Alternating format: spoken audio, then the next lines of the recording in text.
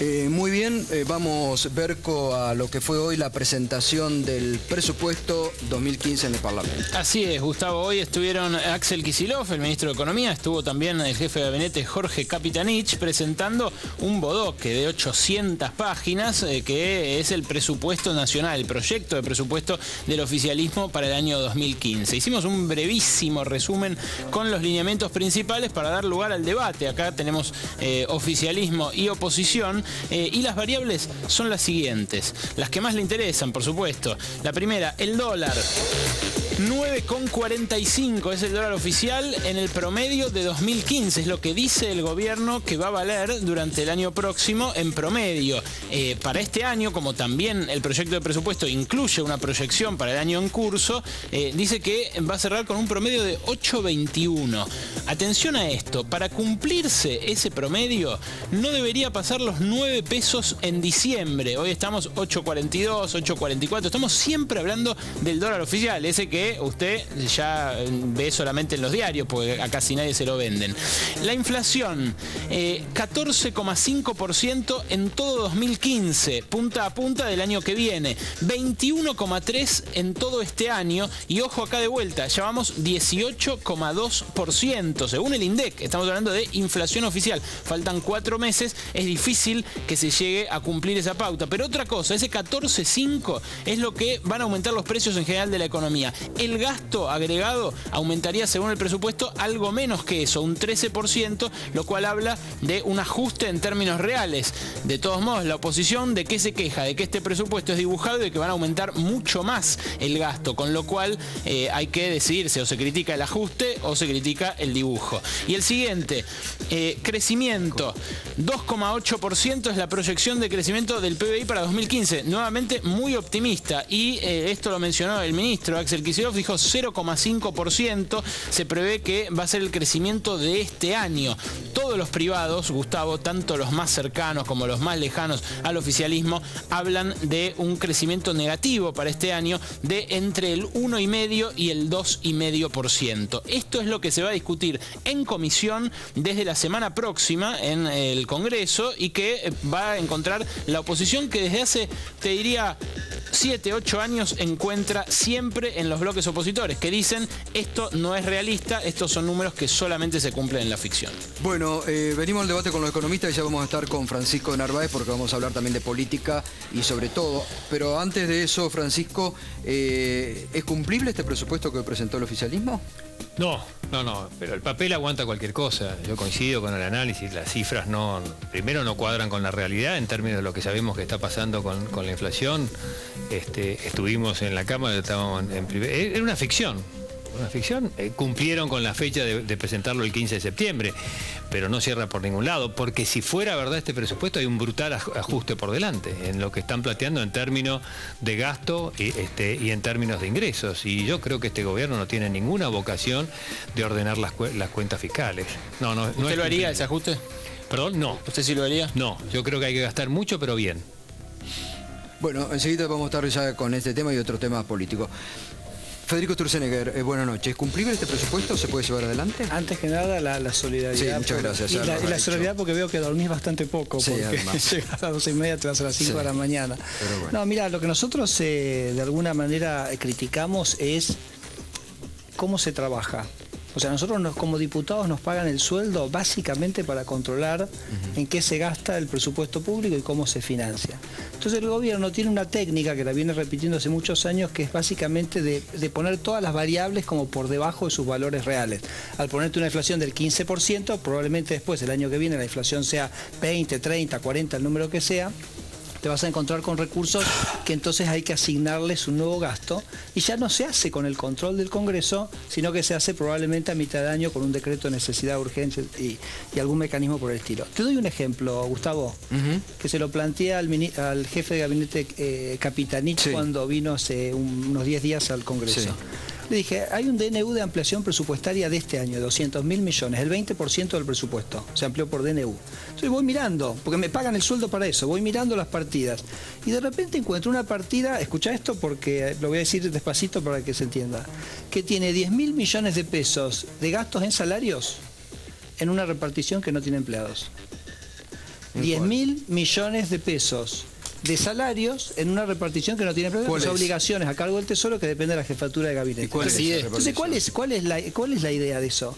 Pero digo, ¿cuál es esa repartición? Obligaciones a cargo del Tesoro. Es una partida de imputación que está dentro de la jefatura de gabinete. Entonces no es que el gobierno viene y dice, mira, necesitamos enfermeras, necesitamos médicos, necesitamos policías, en cuyo caso vamos a estar todos trabajando para ver cómo lo financiamos. Nos está diciendo, dame 10.000, yo después veo 10.000 que va a pagar la gente con impuestos o que la va a pagar con inflación. Y después yo veo cómo lo gasto. Y yo creo que eso va a ir al clientelismo, va a ir a no sé a qué. Y ese es el tipo de mal manejo presupuestario que este tipo de dinámica nos genera. Alejandro Lía. Bueno, en primer lugar, poner esto en un contexto. La Argentina está viviendo un momento complicado de su economía, con variables que el gobierno trata de manejar y con un objetivo bien clarito, que es mantener los niveles de consumo interno y mantener los puestos de trabajo. Acá creo que está fuera de discusión de que este ha sido el periodo más largo de la historia de crecimiento de la Argentina en su bicentenario. Tuvimos 11 años de crecimiento económico. Está en claro que la matriz productiva de la Argentina es la matriz productiva más sana que ha tenido en las últimas décadas por lejos, más diversificada, con mayores niveles de puesto de trabajo y con mayor poder adquisitivo de los salarios. Yo creo que hay que afrontar este momento sin perder de vista los objetivos centrales, que tienen que ver con mantener el nivel de actividad económica, con preservar los puestos de trabajo y mantener el consumo. Creo que ahí deben estar dirigidas todas las miradas del gobierno y de todos nosotros, como ciudadanos, como funcionarios o servidores públicos, como se quiera llamar, y que para eso tenemos que hacer propuestas concretas sobre cómo trabajar este año y medio de gobierno y fundamentalmente también qué es lo que proponemos a futuro. Lo mira de Narváez muy serio. Sí, porque creo que no se están sosteniendo los niveles de consumo. Yo he entrado camino a la provincia de Buenos Aires, usted lo sabe, ministro, de 10 negocios que entras a las 6 de la tarde, 5 te van a decir no abrí caja. Conozco el mostrador, yo laburé en la calle y sé qué es lo que es eso. Y cuando vos un día a las 6 de la tarde no abriste caja es porque no hay venta. Ni hablar no estoy hablando de la última semana de mes cuando realmente se siente, digamos, la escasez de dinero. Y los puestos de trabajo se están perdiendo. Entonces, si ese es el objetivo del gobierno, claramente está errando la política. Claro, pero ¿no sería mucho peor si se hiciera un ajuste más draconiano, una decisión de bajar los gastos, de, por ejemplo, no haber habilitado... No, acá el problema no es el ajuste. La pregunta fue, ¿harías el ajuste? La respuesta fue no. Acá lo que hay que darles confianza a los actores de la economía para que invierten y generen a través de la inversión empleo, trabajo, crecimiento y consumo sustentable en el tiempo. Discúlpame, Francisco, pero si fuese cierto lo que vos decís, que a las 6 de la tarde no abrieron caja, no estaríamos en un momento delicado de la economía donde se discute entre 0,5 y menos 2,5. Estaríamos en depresión económica. Si esa fuese la realidad, no, depresión económica es una caída de más de 10 puntos del PBI. ¿Cuántos trimestres de caída tenemos? ¿Alguien calcula en la Argentina que hay una depresión económica? Digo, porque para decir que todos los negocios no abren la caja a las 6 de la tarde, estamos en depresión económica. Si alguien sostiene eso, Alejandro, hay un principio en la economía mundial que 2 trimestres de caída es recesión. Es recesión, sí, recesión. Y nosotros vamos para el tercer trimestre.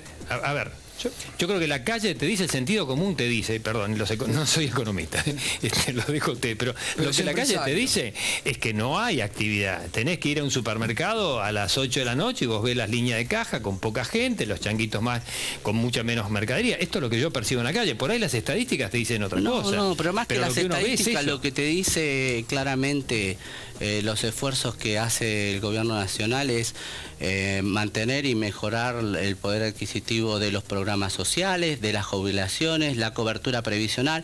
El gobierno nacional ha puesto todos sus focos en hacer que este año, que es un año difícil para la economía de Argentina, donde ya llevamos 7 años ininterrumpidos de la Unión Europea en crisis, donde Brasil ha desacelerado mucho su economía, todo el esfuerzo del gobierno nacional está puesto en mantener los niveles de consumo y de empleo. ¿Cuál es el grado de éxito? Lo podemos discutir, pero dentro de una brecha acotada. No podemos decir que la Argentina está en depresión económica, porque no lo está.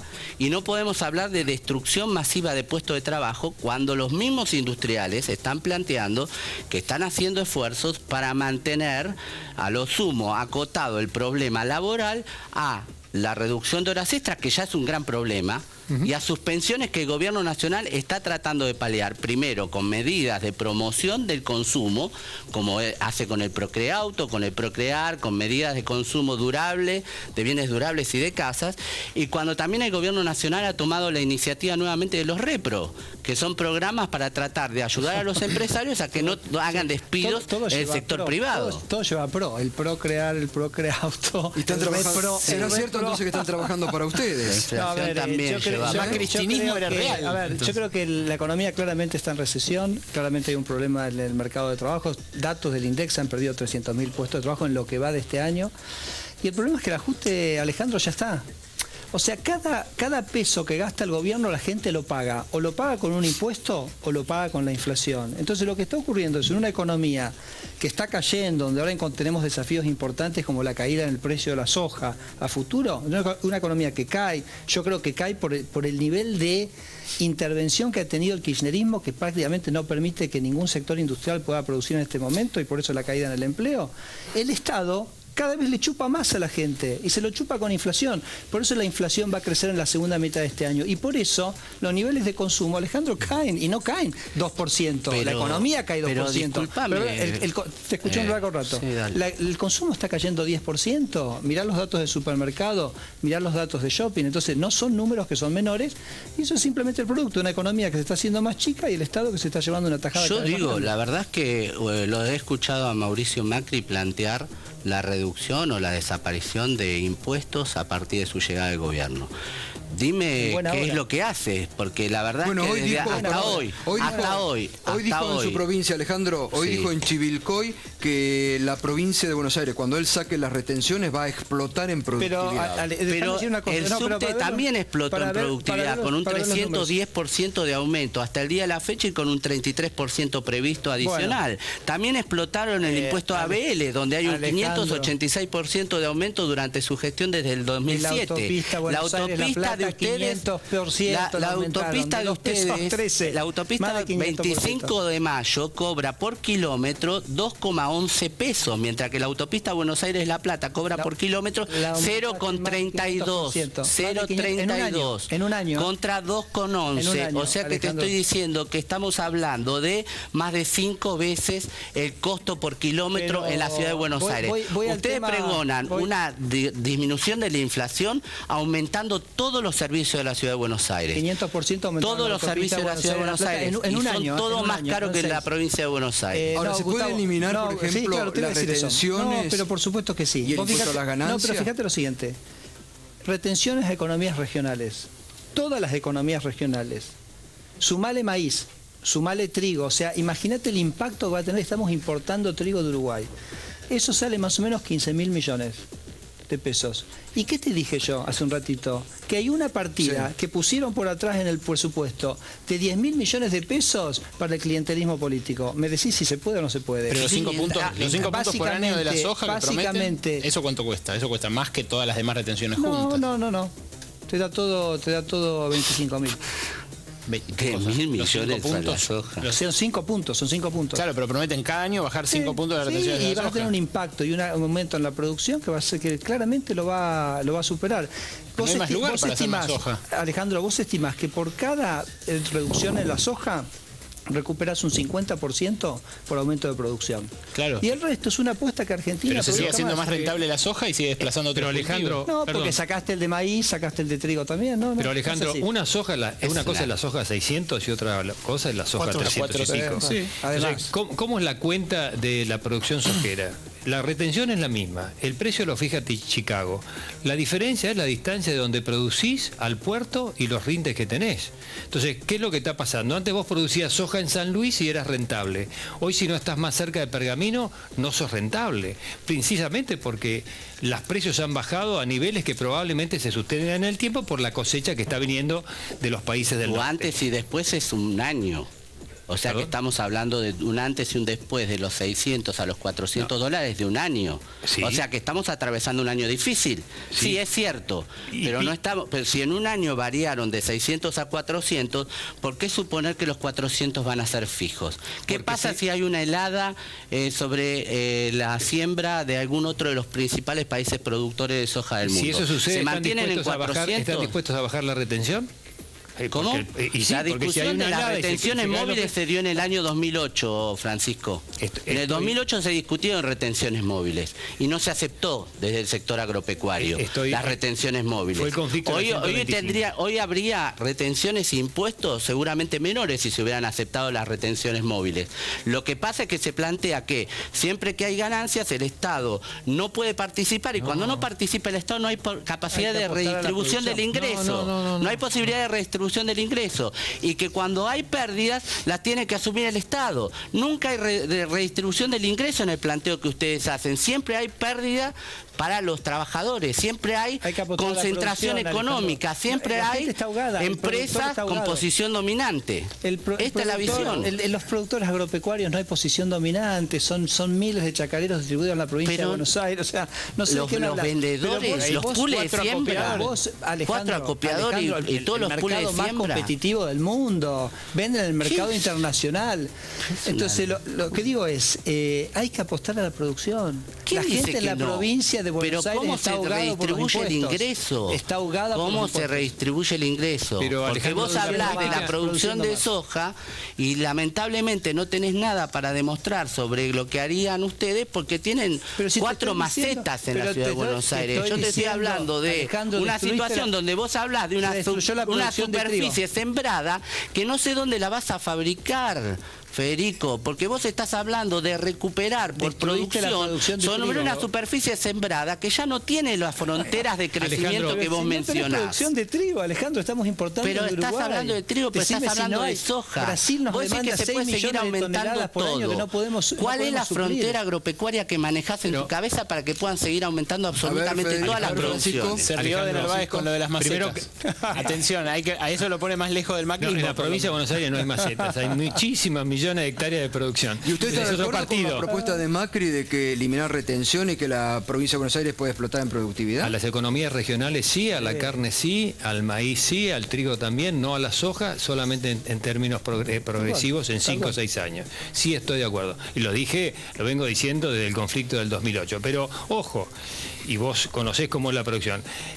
Tal vez el televidente cree que vos tenés un campo y todos los días soja, tenés que rotar, tenés cosechas donde podés hacer soja, después tenés que rotar la tierra, tenés que irte al trigo, tenés que irte al maíz, tenés que oxigenar la tierra. Se ha creado un gran monocultivo en la Argentina con una super ganancia, con una ganancia extraordinaria, con 4 acopiadores. Con 4 acopiadores y grandes pools de siembra. La mayoría de los pequeños productores a los que ustedes mencionan hay que ayudarlos y mucho, porque no la pasan bien. ¿sí? Claro que Pero también es cierto que muchos de esos productores se han desplazado hacia las ciudades viviendo de la renta de sus campos explotados por pools de siembra. Entonces el Estado tiene que tener una intervención que logre regular las cosas para que no haya semejante nivel de concentración. Hemos presentado un proyecto para regular los pools de siembra que creo que han hecho una depredación en muchas zonas de la provincia. Compartimos eso. Y lo compartimos. Bien. Pero simplemente en el término de la teoría, si nosotros generamos una mejor condición de rentabilidad para el campo esencial, no podemos controlar cuánto llueve, no podemos controlar consecuentemente cuáles son los rindes. Lo que podemos controlar, y tampoco el precio del exterior, porque el mundo fija el precio de estos commodities. Lo que sí podemos establecer con cómo grabamos esa producción y qué infraestructura le generamos para mover esa producción. ¿Estás de acuerdo? En la provincia de Buenos Aires, nosotros lo que tratamos de hacer permanentemente, no solo con el campo, sino también con la industria, es fomentar la progresividad de los ingresos y la progresividad de los impuestos. Por eso, en la provincia de Buenos Aires, nosotros teníamos 40 parques industriales y ya tenemos 85 y vamos a tener 100. Por eso, en la provincia de Buenos Aires, teníamos 1000 empresas radicadas en parques industriales y ahora tenemos 3000. Por eso, en la provincia de Buenos Aires, el 87% de esas empresas radicadas en parques industriales están en el interior de la provincia. Nosotros pregonamos federalismo fiscal. ¿Qué hicimos? reducimos, descentralizamos más de un 570% de aumento de la coparticipación a los municipios. Nosotros podemos hablar de lo que hacemos en la economía, porque lo estamos haciendo, porque Daniel Scioli viene haciendo estas cosas. Algunos, lamentablemente, hablan en abstracto. Hay cosas que yo coincido con los dos. Coincido con los dos. ¿Quién habla en abstracto? ¿Qué? ¿Quién habla en abstracto? Para mí, el macrismo habla en abstracto. ¿Por qué? ¿Por qué habla en abstracto? Primero, porque no se hace cargo de la historia. ¿Sí? No se hace cargo de la historia. Muchas de las cosas que propusieron ellos ya fracasaron. El endeudamiento serial ya fracasó. ¿Sí? Y esto es lo que se está discutiendo cuando se dice eliminemos todos los impuestos, porque prácticamente acá hay una magia, desaparecen todos los recursos, se pueden solventar todos los gastos y vivimos en un país sin impuestos y con la mejor con el mejor nivel de cobertura de servicios. Pero entonces no se Uruguay, parece a la Paraguay, ciudad de Perú, Buenos Bolivia, Aires, están todos equivocados. No se parece a la ciudad de Buenos Aires. No quiero. ¿Hablan en abstracto el macrismo? A ver, más concreto imposible. Pero yo digo, está clarísima la posición. Es la posición que ha tenido el gobernador Scioli, básicamente de ahogar a los productores con el impuesto inmobiliario, las retenciones. Bueno, ya se sabe que con eso... Pará, Alejandro, pará. Ya se sabe. Ustedes van para impuestos altos. Ahora, yo lo que digo con los impuestos, por lo menos que los chicos tengan clase. En la ciudad de Buenos Aires, para hablar en abstracto, no hay paros docentes, los chicos van de la educación privada, vuelven a la educación pública. Así que yo digo, cobran muchos impuestos, por lo menos, muchachos, hagan algo con eso. Pero se está haciendo y un montón. Y cuando vos decís la progresividad del impuesto inmobiliario, por ejemplo, se demuestra en la provincia de Buenos Aires con 1 millón de partida de los tenedores de vivienda de menores recursos eximidos de impuestos. ¿Cuántos eximidos de impuesto inmobiliario urbano hay en la ciudad de Buenos Aires? Ninguno. ¿Cuál es la progresividad del impuesto inmobiliario en la ciudad de Buenos Aires? Porque la verdad es que las evaluaciones fiscales son una locura y en cualquier lugar tenés mezclado por todos lados. Y por otro lado, vos decís los chicos en el colegio. Nosotros tenemos más matrícula escolar que ustedes, población desde 1960. Tienen la misma población desde 1960. Estás comparando un terreno de 200 kilómetros cuadrados. ¿Sabías lo que te digo? 20% de nuestra matrícula escolar es de chicos que se vienen de la provincia de Buenos Aires. Vamos a empezar con la discusión de dónde viene la gente. La verdad que yo pensé que ya estaba abolida esa discusión. Abstracto y yo te digo, ¿a dónde van los chicos superada, porque nosotros en la provincia de Buenos Aires, bonaerenses son los formoseños, los tucumanos, los santiagueños, los de los países limítrofes, todo aquel que viene a vivir. ¿A dónde van a estudiar los chicos de la provincia de Buenos Aires? ¿Vos te pensás que en el verano cuando alguien se accidenta en la costa, lo mandamos a la capital federal? 16.000 chicos de las colonias de vacaciones del conurbano que vienen a la ciudad de Buenos Aires. ¿Puedo hacer una pregunta desde la provincia de Buenos Aires, Alejandro? ¿Puedo hacer una pregunta de la provincia de Buenos Aires? Desde la provincia de Buenos Aires y defendiendo la provincia de Buenos Aires. Supónganse que ustedes... No te estoy nombrando ni nombrando ministro de Economía de un futuro presidente de la Nación. ¿Están dispuestos a devolverle a la provincia de Buenos Aires los 650 millones de pesos que son del fondo del conurbano congelado en el año 96? Yo creo que sí, yo estoy totalmente de acuerdo. Como candidato a gobernador. No, obvio, pero si hay que pagar la cuenta. ¿Sabés cómo te voy a contestar? No, la respuesta es sí o no. Pero te quiero decir desde el ejemplo. El constituyente del 94, cuando dijo que había que hacer una nueva ley de coparticipación... No, coparticipación no. Fondo de reparación histórica del conurbano que cobramos 650 millones de pesos el año 96. Pregunto, ministro de Economía de Macri, perdón, vos sos de Scioli, vos sos de Macri. A la provincia de Buenos Aires le dan los 27.000 millones que representan... Hay que hacer una evaluación integral. No, eso, hay que generar una comisión. ¿Sabés qué? Te contesto. Entendí. Francisco, te contesto. A mí me tocó ser subsecretario de provincia cuando le fijamos la coparticipación a la ciudad de Buenos Aires. Durante el gobierno de Dualde, yo era subsecretario de Relaciones con las provincias. Le pusimos el 1.40 que hoy disfruta la ciudad de Buenos Aires, que es un muy buen ingreso de coparticipación federal. Por supuesto que si Scioli es presidente de la Argentina, como lo va a hacer, va a reparar la situación de la provincia de Buenos Aires sin que vaya en desmedro de ninguna provincia, con cargo al Tesoro Nacional. Me estás empezando a convencer. Bárbaro. ¿Vos? Federico, comienza. Hay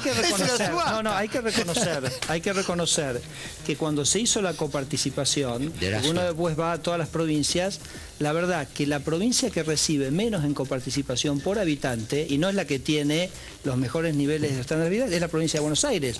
Uno mira, todas las provincias tienen un cierto nivel, la provincia de Buenos Aires tiene exactamente la mitad. Así que claramente es un desafío. La mitad del promedio. La mitad del promedio. La mitad del promedio. O sea, es la última provincia seguida por la anteúltima, 40 puntos Pero abajo. por eso, Federico, por eso es más injusto todavía hacer la comparación con la matrícula escolar y con si tienen clase o no los chicos, porque perdón, Buenos Aires tiene el PBI per cápita de Bélgica.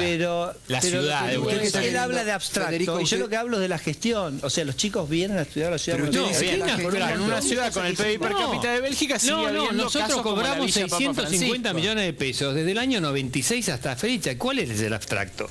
Son 27.000 millones de pesos actualizados, no hay ningún abstracto. Es como si yo dijera, Federico, vos sos un tipo macanudo, pero viví con el sueldo del año 96.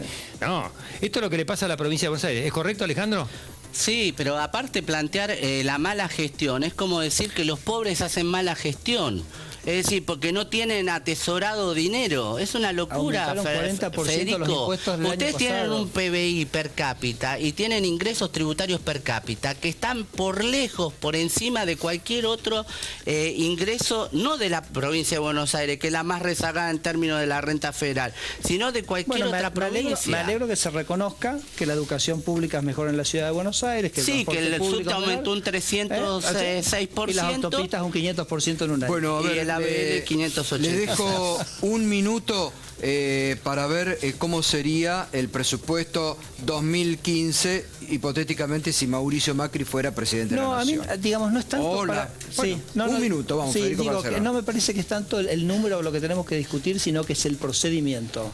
Si hay recursos, lo tiene que discutir el Congreso Nacional. El Congreso Nacional está donde está representado el pueblo argentino para decir, en esto se va a gastar y en esto se va a financiar. Lo que hay que evitar en el futuro, independientemente del número, son los mecanismos no institucionales que hacen que justamente el Poder Legislativo, que para eso está en la Constitución, pueda controlar en qué se gasta el dinero de los argentinos.